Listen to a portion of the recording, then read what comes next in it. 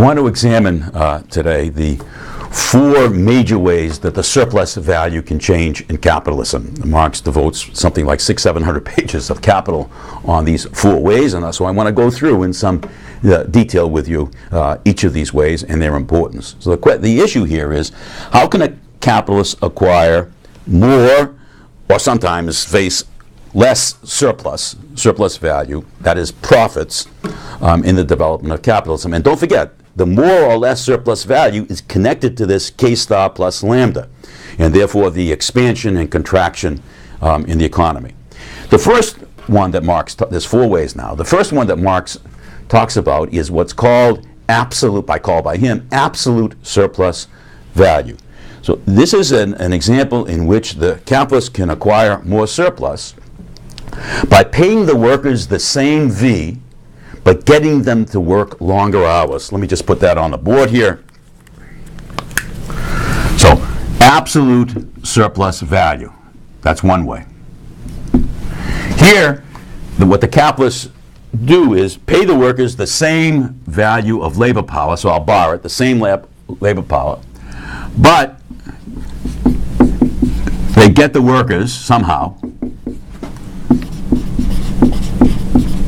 to work more hours. So in a sense, you have the length of the workday, which is H, which we developed. You're paying the workers a V. This is the surplus the capitalists get. But by extending the length of the workday, the capitalists are getting a greater living labor. The use value of labor power is extended. So if you have a new workday like this and you can pay them the same V, then you can see that the surplus has risen. So absolute surplus value is an example of a rising rate of exploitation if you can extend the length of the workday and pay the workers the same fee. So that's one way. A second way that Marx talks about is getting more surplus, expending the massive surplus for the capitalists with the same rate of exploitation. So the second way is to increase the mass of surplus with the same rate of exploitation. Very briefly, the second way. I'm going to go through these in detail, but just to get them all in front of you at once. Massive surplus with the same rate of, let me take this surplus, okay, and I want to rewrite this now, okay?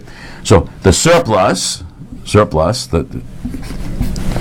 I'm rewriting this, is equal to S over SV over V, okay, times V. So I haven't done anything, okay? You know, V over V, it crosses out with like a surplus is equal to surplus. I just want to rewrite this. So S over V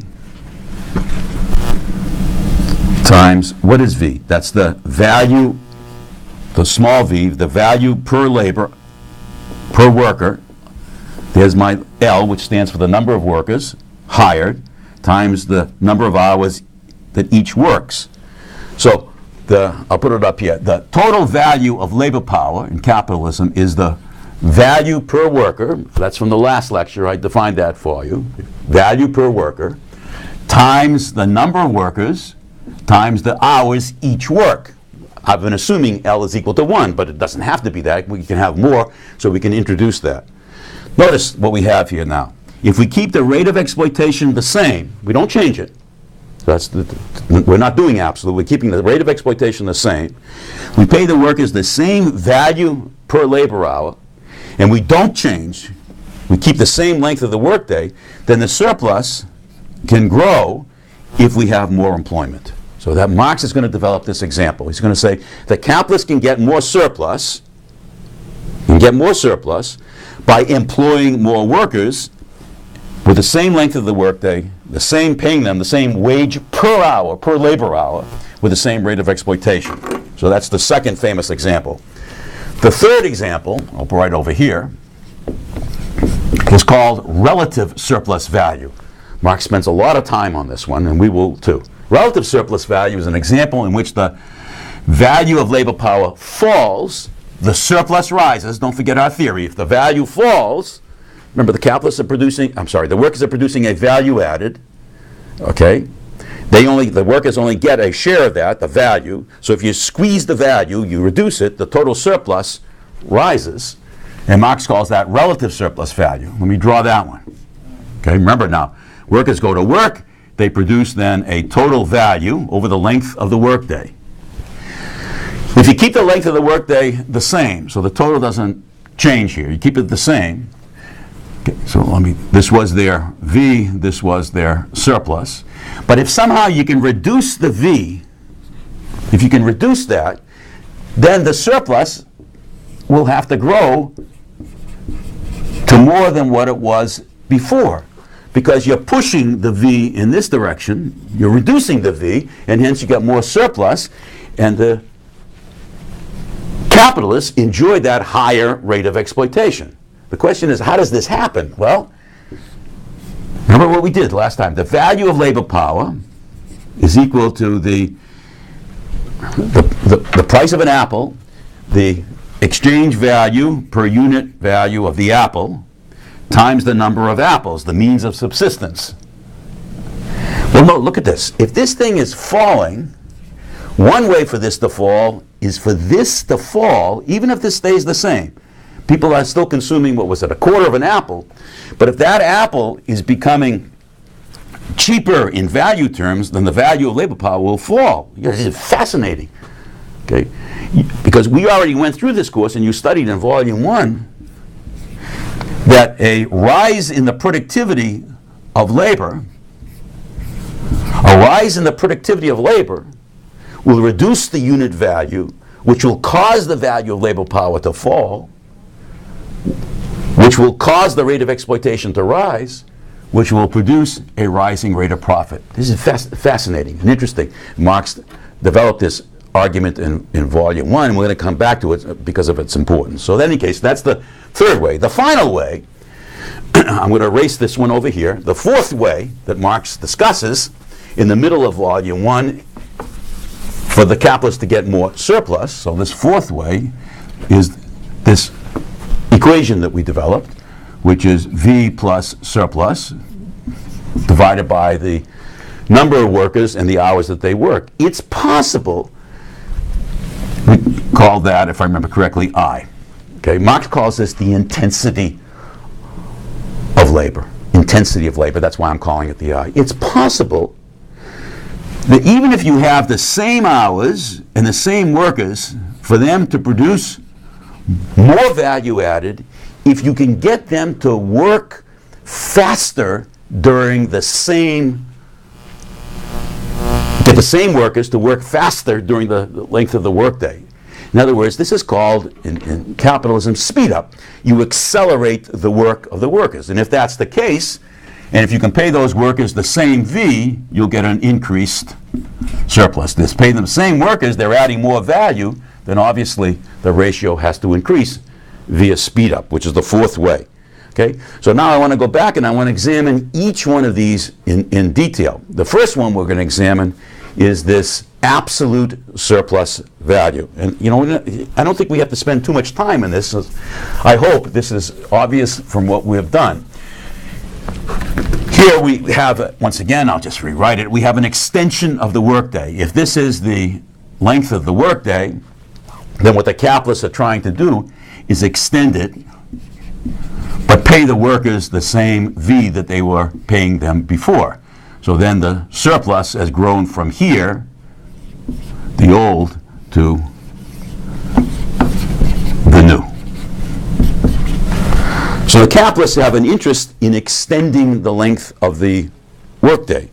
The workers, on the other hand, have an interest in not extending the length of the workday. Why? Because the workers are getting the same V, all these workers, but they're working longer hours.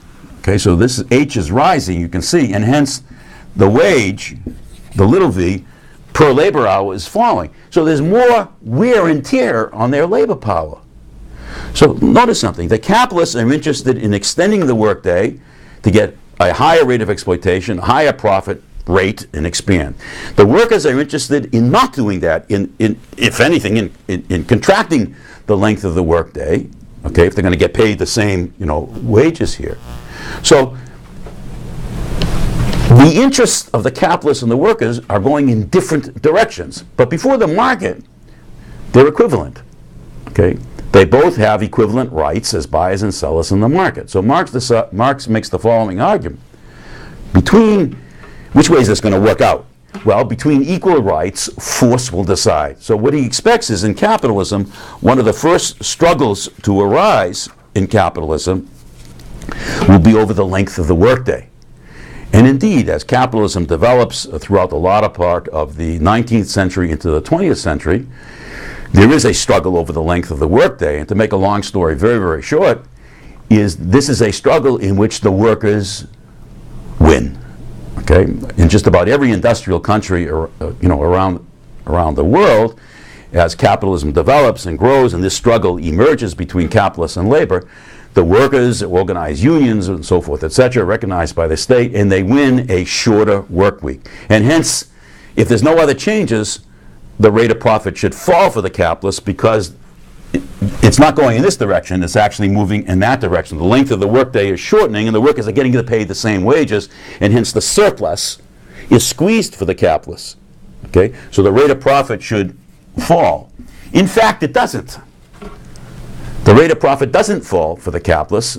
The rate of profit goes up, and that's going to tell you the importance of these other three mechanisms to offset this falling rate of profit that we just articulated by a struggle that's won by workers. So let me go now to the second one, okay? The second one I want to examine here is this I'm not going to say anything more about the absolute surplus value, but I want to examine the second one because it forms a major portion of Marx's argument in Capital, and it's a very, very important story of capitalism in just about every country around the world, and has been for some decades now. So the second one is when capitalists expand the mass of surplus by employing more workers, more productive laborers, with the same rate of exploitation and the same length of the workday, and let me just add to it, and I'll show you why, with an unchanged composition of capital. So I'm going to assume that the index of mechanization doesn't change, the rate of exploitation doesn't change, the wage rate per labor hour doesn't change, but yet surplus still grows. I mean, all those things can change, and they do in Volume 1. So I'm just holding them constant just to focus on this particular aspect of capitalist expansion, which is an expansion of productive labor employment to show how it affects the surplus of the capitalists. So here's your example. Okay, so they've got a C plus V plus S is equal to W. Okay, and I'm going to use numbers here. I hope to make it easier. The capitalists, I'm going to assume, use up $80 worth of machines and raw materials, plus $20 of labor power, plus $20 of surplus. So the total value is $120. Okay. Now here's other ratios here. The intensity of labor, okay? The intensity of labor is what? Well, the workers yield to the capitalist a total value, numerator, divided by the labor hours they work. We don't just have L, again, L is not equal to 1. We have more workers here. So in this particular case, they yield a total value of $40. That's their value added. And I will assume that we have 20 workers. I'll write it over here. We have 20 workers, and each worker is working 10 hours. So if we have 20 workers and each of those workers is working 10 hours, we have a pool of 200 labor hours. That's what the capitalist gets. That's the use value of labor power of all these workers, 200. So I'll put here 200. That's the pool of labor hours. So every single hour, all the workers yield 20 cents. Okay, every single hour. That's the intensity of labor.